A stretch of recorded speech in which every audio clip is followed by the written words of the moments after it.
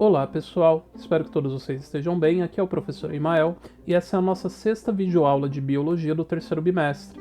E na aula de hoje a gente vai seguir o conteúdo que a gente vem estudando sobre o corpo humano e hoje a gente finaliza os sistemas do corpo humano estudando o último sistema, que é o sistema nervoso.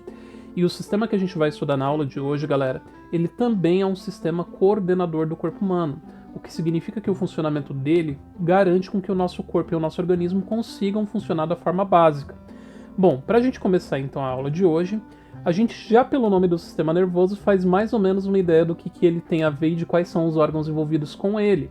O sistema nervoso, galera, ele tem a função básica de realizar a coordenação e a direção do funcionamento geral do seu organismo. E basicamente ele realiza esse comando e esse controle do seu corpo através de impulsos eletroquímicos. Calma aí, professor, como assim um impulso eletroquímico? De forma bem simples, galera, o nosso sistema nervoso ele funciona mais ou menos como se fosse uma rede de computador que está enviando informações e está enviando comandos para todo o restante do nosso organismo. E esses impulsos eles partem geralmente de um órgão central através de impulsos, como se fossem descargas elétricas que percorrem o seu corpo até chegar no ponto-alvo falando o que seu organismo deve fazer ou não. Para que isso possa acontecer, o nosso corpo ele apresenta dois tipos de células muito importantes para conseguirem realizar essa função, que são os neurônios e as células da glia. Neurônio, galera, ela é basicamente a célula que estabelece os circuitos do sistema nervoso. O neurônio, eles são células muito diferentes das demais células do nosso organismo, porque elas têm a capacidade de enviar esses impulsos elétricos e fazer a comunicação entre eles. Aqui nessa tela eu coloquei para vocês uma imagem básica de como que é a estrutura de um neurônio. O neurônio ele é uma célula que tem esse formato estrelado, que é o corpo celular, e a partir desse ponto do corpo celular existe uma extensão chamada de axônio, que é por onde é enviado esses impulsos elétricos, e esse axônio termina numa região chamada de terminais axônicos, que podem se conectar com essas ramificações chamadas de dendritos de algum outro neurônio com quem ele de repente pode estar em ligação. Só que essas células, galera, dos neurônios, elas são células muito delicadas, e elas precisam ser protegidas e nutridas por algumas outras células que são especializadas. E é aqui que entra em ação a tal das células da glia. As células da glia elas são de vários tipos diferentes. Nessa imagem que eu coloquei aqui na lateral para vocês, as células da glia estão representadas pelas células vermelhas e pelas células azuis, que basicamente garantem a sustentação e a nutrição dos neurônios. Além disso, pessoal, os neurônios eles têm a capacidade de realizarem um fenômeno chamado de sinapse. Sinapse é o nome que a gente dá para quando a gente tem dois neurônios conectados em ligação entre a região do terminal axônico e o dendrito do outro corpo celular do outro neurônio. E geralmente quando a gente fala que dois neurônios estão em sinapse, significa que se um desses neurônios der uma descarga e um impulso, vai ser passado para a célula seguinte que vai poder dar sequência e fazer com que aquele sinal avance. Na região de conexão entre o terminal axônico e o dendrito de outro neurônio, a gente fala que acontece a formação de uma fenda sináptica. E essa fenda sináptica é onde a gente vai ter a liberação de uma substância chamada de neurotransmissores. Por exemplo, vamos supor que esse neurônio ele deu uma descarga elétrica para passar para o próximo. Chegando na fenda sináptica, no terminal axônico, a descarga elétrica vai fazer com que o terminal axônico ele libere esses neurotransmissores para sensibilizar o próximo neurônio e ele dessa descarga elétrica e passar a informação para frente. Alguns têm a capacidade de fazer com que a sinalização seja mais rápida, seja mais lenta, mas é graças a essas substâncias químicas que a gente consegue fazer essa transmissão de informação. Professor, beleza, a gente falou sobre células, falou sobre como que os neurônios funcionam, mas e o sistema nervoso? Quais são os órgãos que compõem ele?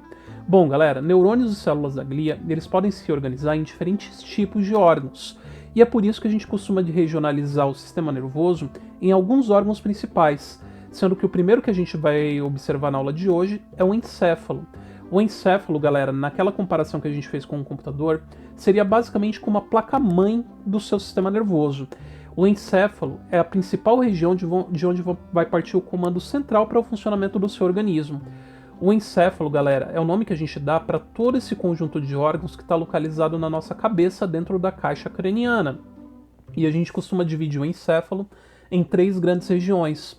O primeiro deles é uma região chamada de cérebro, que é composta pelo telencéfalo, nessa cor vermelha, e pelo diencéfalo, nessa coloração verde. O cérebro tem a função básica de trabalhar com o raciocínio e a memória do nosso corpo.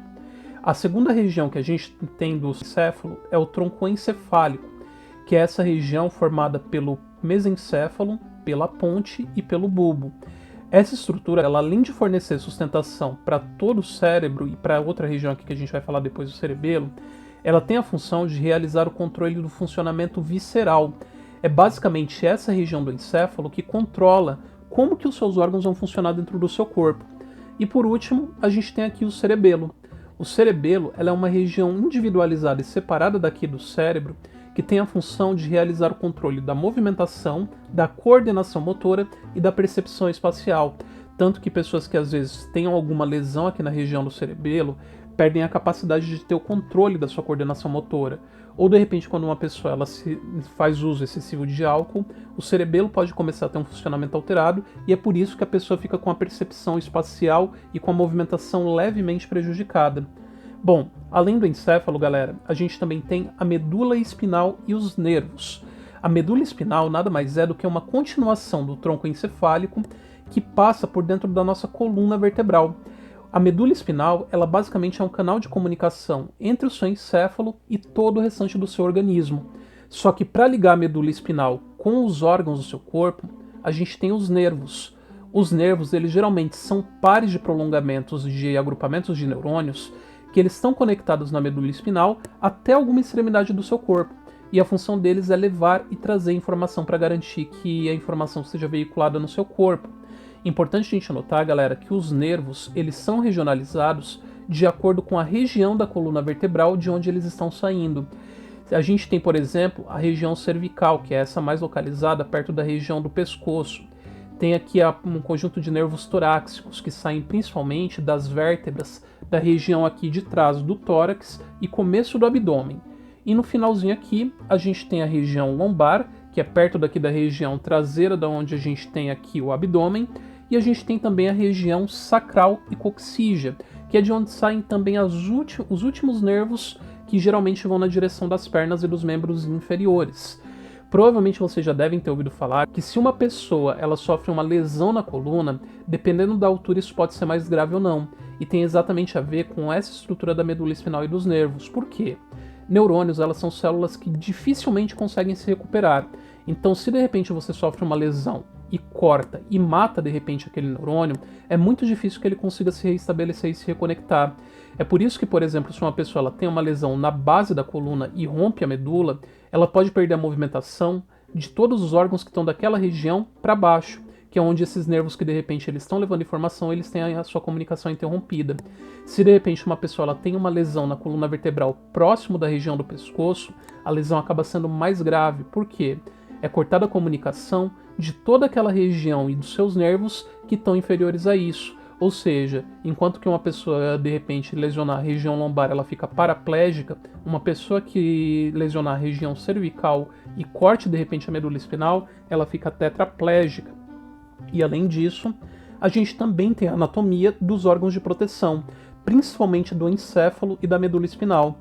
Como eles são órgãos muito importantes para garantir o comando e a coordenação do seu corpo, eles não ficam completamente livres e soltos dentro do seu organismo. Por essa razão, galera, a gente tem 3 camadas de proteção que realizam a proteção do sistema nervoso constituído pelo encéfalo e pela medula. O primeiro tipo de proteção são os conjuntos ósseos, tanto do crânio quanto da coluna vertebral. Internamente, eles possuem algumas cavidades que permitem com que você guarde exatamente o encéfalo e a medula, e isso protege principalmente contra impacto e choque mecânico. Ainda assim, os órgãos que estão localizados dentro da caixa craniana e dentro da coluna vertebral, eles podem ainda sofrer com atrito com o próprio osso. Por essa razão, a gente tem uma proteção chamada de líquor, que é um líquido que basicamente serve para amortecer impactos. Esse líquido, ou líquor, também chamado de líquido cérebroespinal, ele fica localizado entre o crânio e entre os órgãos nervosos que a gente mencionou. E por último, a gente tem as meninges. As meninges, galera, elas são tecidos de revestimento que ficam localizados entre o osso, em meio ao líquor e em contato direto aqui com os órgãos do sistema nervoso, como é o caso do encéfalo e da medula espinal.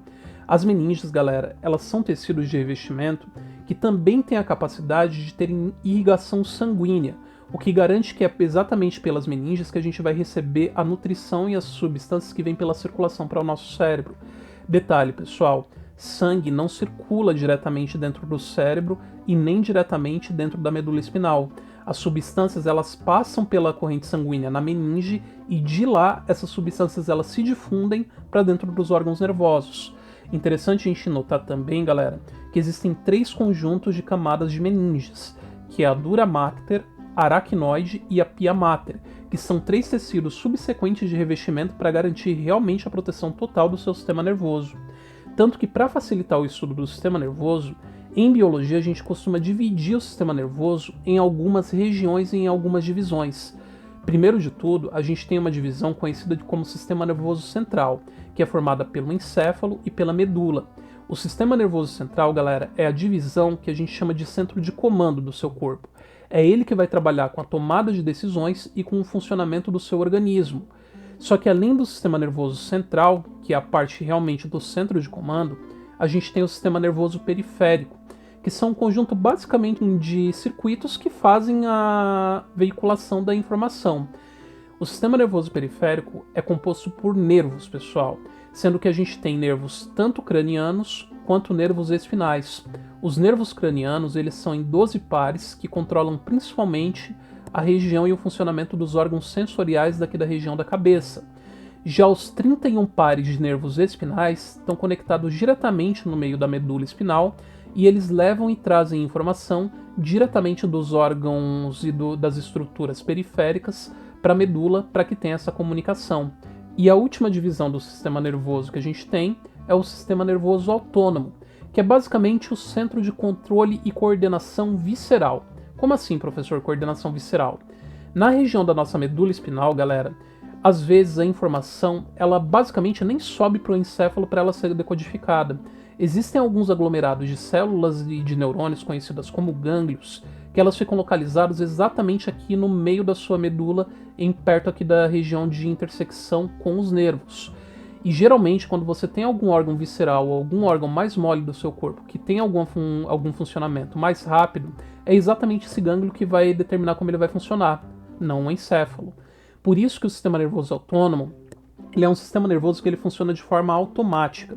Ele é dividido em sistema simpático e sistema parasimpático. O sistema nervoso simpático ele tem a função básica de realizar a ativação do funcionamento de alguns órgãos diferentes que tem no seu corpo. Já o sistema nervoso autônomo parasimpático trabalha com a desativação de alguns outros órgãos que o simpático também trabalha ativando, fazendo ele funcionar. É basicamente como se fosse um plug de liga e desliga. Enquanto o simpático liga a luz, o parasimpático desliga a luz, fazendo o funcionamento acontecer de forma autônoma sem a gente precisar se preocupar com isso. Bom, pessoal, que nem eu falei, o sistema nervoso ele é extremamente complexo. Cada região do nosso cérebro, cada região da nossa medula e cada nervo tem uma função extremamente importante para fazer com que tudo isso funcione. E isso é o que é mais interessante da gente notar, porque o próprio ato da gente pensar e o próprio ato da gente aprender, ele está muito relacionado com neurônios que estão se dando conta de que eles existem.